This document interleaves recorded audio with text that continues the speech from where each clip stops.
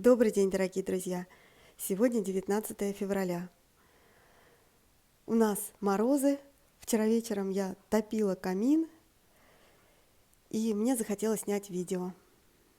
Захотелось поговорить. Сегодня вы увидите это видео, что я вчера снимала. Ну, не совсем у меня получилось все рассказать. Мне начали звонить, начались звонки, потом камин уже прогорел, но все-таки удалось часть записать. В общем, сейчас вы все увидите. Дорогие друзья, я растопила камин, и сейчас мы с вами посидим у огня, поговорим. Сейчас зима, морозы сильные, снега очень много. Сегодня чистили снег, замерзли. И вот я решила разжечь огонь, чтобы погреться, согреться, чтобы в доме было потеплее. Пошла сегодня за дровами, а у нас есть дровяной сарай, и его засыпало снегом. Было сложно доставать дрова. Кое-как достала дрова, они все в снегу. И, конечно же, такими дровами сложно топить, они плохо горят. Но у нас есть вот такая вот штучка, вот здесь вот, специально для дров. И я сюда складываю дрова, газеты. И сухими дровами, конечно же, намного проще разжечь огонь. А потом уже подкладываю вот эти вот. Маргоша сюда пришла, конечно же. Маргоша у нас вообще любительница посидеть у огня. Она это очень любит. Она у нас сейчас такая домашняя кошка, а вообще она очень любит гулять. Когда хорошая погода, то она постоянно на улице. Летом она даже ночует на улице, она не приходит домой даже ночевать, только поесть приходит. Я помню, несколько лет тому назад у нас есть кормушка для птиц, и на эту кормушку приходят и белки. В этом году я мало их видела, очень редко вижу белок. Но вот я помню, что Маргоша всю зиму просидела дома, а потом, видимо, ей так уже надоело это все. Это был уже март месяц, и она вышла на улицу погулять, а там белка. И она начала бегать за этой белкой. В общем, мне было так страшно, я так переживала, что она поймает эту белку. Я начала в окно ей стучать, но белка убежала, белка сбежала. В общем-то, это было, конечно, очень смешно, но было бы очень обидно, если кошка бы поймала белку, потому что я очень люблю белок, это такие хорошие существа. А поговорить захотела, знаете, о чем? О жизни захотела поговорить, о нашей нелегкой, непростой жизни. Я помню, мне как-то в комментариях написали, что «Наташа, вы, наверное, не знаете бед». Я сняла видео о том, что у меня упал ящик с рассадой, и мне было так обидно, потому что это произошло по моей вине. Я была так расстроена. В общем, это все произошло, можно сказать, на ровном месте и по моей вине. И я из-за этого очень обиделась и расстроилась. И мне написали: вы, наверное, бед не знаете. Я думаю, что нет таких людей, которые не знают бед. Даже есть очень богатые люди, у которых, в общем-то, все неплохо в жизни, и даже у них очень много бед. И я сама лично знаю таких людей. Поэтому жить без бед очень сложно. Сейчас мы живем в такое непонятное, сложное время. И вы знаете, вот недавно был Новый год, и постоянно какие-то религиозные праздники проходят. То Новый год, то Рождество, то вот будет скоро 23 февраля, потом 8 марта. В общем-то, довольно часто бывают праздники, но я сейчас отношусь, не знаю, как это сказать, к праздникам совсем по-другому. Для меня день начинается с того, что это уже праздник. Мы так живем, словно у нас еще лет 200 впереди, как будто мы будем жить лет 200. Но никто не знает, сколько нам суждено еще прожить.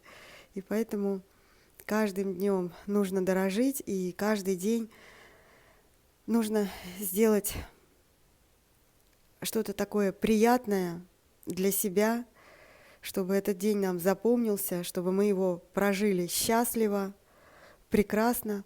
Вот, например, сегодня я чистила снег, и вроде бы, да, что здесь такого, чистить снег?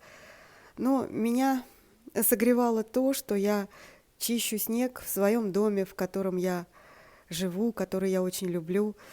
Была хорошая погода, светило солнце, и, в общем-то, это уже повод для радости. А сейчас я буду сидеть у камина со своей кошкой, пить чай, снимать видео, заниматься своим любимым хобби, любимым делом. И, в общем-то, это уже неплохо, когда есть любимая работа.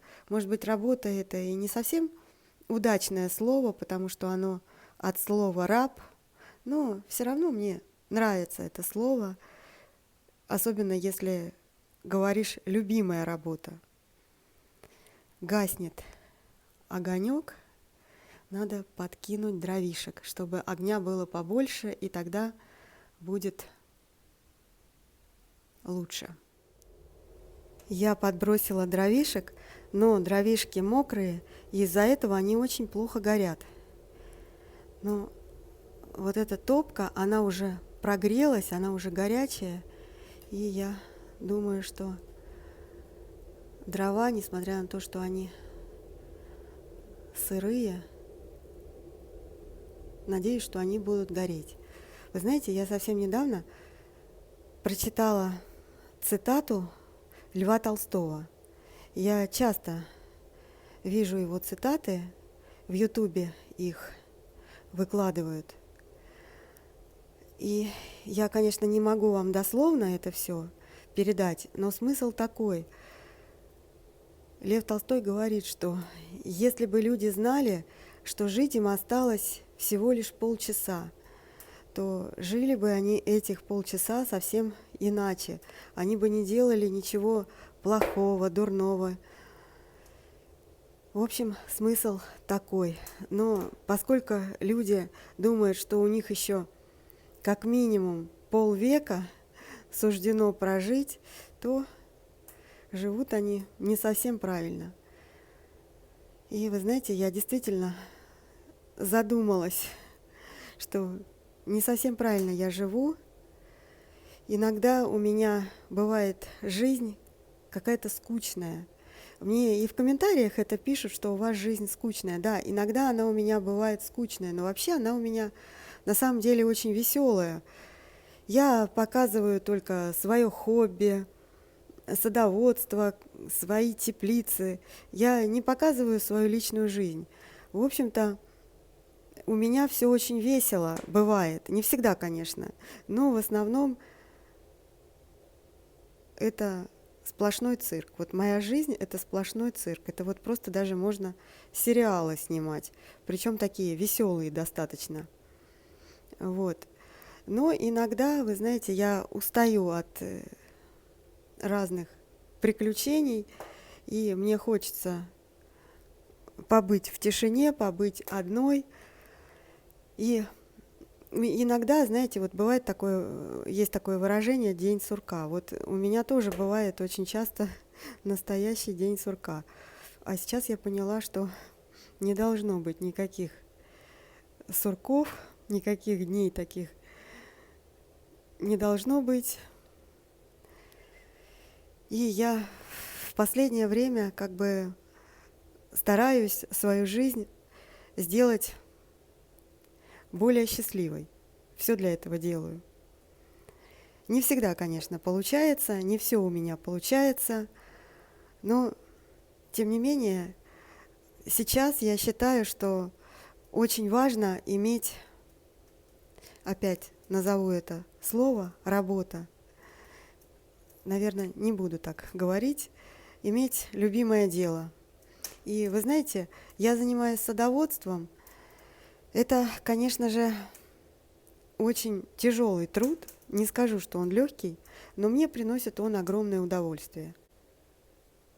Друзья, у меня в последнее время поменялось отношение к жизни. Еще год тому назад я как-то по-другому к жизни относилась, может быть, даже более легкомысленно, как мне кажется. А сейчас и к людям отношусь по-другому, и к родственникам, к друзьям, к соседям. Вам я очень благодарна. Я вам очень благодарна, что вы подписались на меня, что вы просто заходите, смотрите мои видео. Огромная благодарность за ваши лайки, за ваши комментарии. Спасибо вам большое. Отдельное спасибо всем, кто заказывает у меня семена, кто заказывает у меня растения. Я очень стараюсь, чтобы вы были довольны. Для меня это очень важно. И в последнее время я уже сказала, что я стараюсь больше уделять времени своему любимому делу. По-прежнему, конечно же, хочу снимать видео. Может быть, не совсем у меня все получается. Я плохо знакома с технической стороной этого дела. Не умею монтировать видео. Может быть, это и минус. Но я буду учиться, буду стараться. И вы знаете, я вот еще думаю, что, может быть, мне снова начать рассказывать какие-нибудь истории интересные. И будет ли вам это интересно? Напишите в комментариях, для меня это очень важно. Сейчас я подойду к огню. Вот так вот. Нет. Светит, отсвечивает. И не очень-то хорошо все горит. Из-за того, что дрова сырые. Но вообще это, конечно, очень приятно. Просто посидеть у огня, просто помечтать, подумать, построить планы, например. Когда я сижу у огня, вы знаете, согреваюсь, вспоминаю лето и думаю, что же я буду делать летом. Летом я буду снова выращивать томаты, и не только томаты, конечно же. И вы знаете, я вам рекомендую их посадить. Если вы ни разу их не выращивали, посадите. Я помню, когда я первый раз посадила томаты, мы полностью засадили огород, и в первый год, видимо, была такая хорошая земля у нас, все замечательно росло. Росло все замечательно. А вот томаты выросли огромные кусты, на них было столько много помидор, но потом началась фитофтора, они заболели, и все погибли. И я все выкинула на помойку. И после этого я решила, что я не буду больше выращивать томаты. Но моя соседка меня переубедила. У нее была грядка, я показывала ее огород, у нее небольшой огород, очень приятный такой, у нее очень хороший огород, места занимает мало, но у нее растет все, абсолютно все, и разная травка, и огурцы, и помидоры. Вот кабачки она не посадила, очень сожалела, что не посадила кабачки, и приходила ко мне за кабачками. Кабачки они брали у меня. Вот. А они очень часто постятся, и я им сказала, что же вы не посадили кабачки? Кабачки – это как мясо и рыба. Для меня кабачки – это мясо и рыба. Если, конечно, их приготовить правильно, то они очень вкусные. Так вот, и у нее была на огороде целая грядка с томатами. И она у меня спросила: Наташ, почему ты не выращиваешь томаты? Я ей сказала: да какие помидоры в Подмосковье? Она говорит: нет, ты зря не выращиваешь. И я подумала, действительно, надо их посадить. И если их правильно посадить, они у вас вырастут, и вы не представляете, какая это вкуснятина. Я, например, вообще люблю овощи. Я очень люблю овощи. А приготовить хороший салат, для этого нужны вкусные помидоры. И не только, конечно, помидоры, еще нужны и огурцы, и зелень, поэтому все это мы посадим летом. Все это мы будем выращивать. Я люблю не только цветы выращивать. Овощи я тоже очень люблю выращивать. И я даже думаю, что огород мне нравится больше, чем цветы. Нельзя, конечно, так сравнивать, это разные вещи. Но огород можно сделать очень красивым. У меня не совсем получается это сделать, но надеюсь, что, может быть, в этом году мне получится сделать красивый огород. Я люблю смотреть разные журналы, и я очень часто видела красивые огороды. И все овощи посажены с цветами, и грядки красиво сделаны.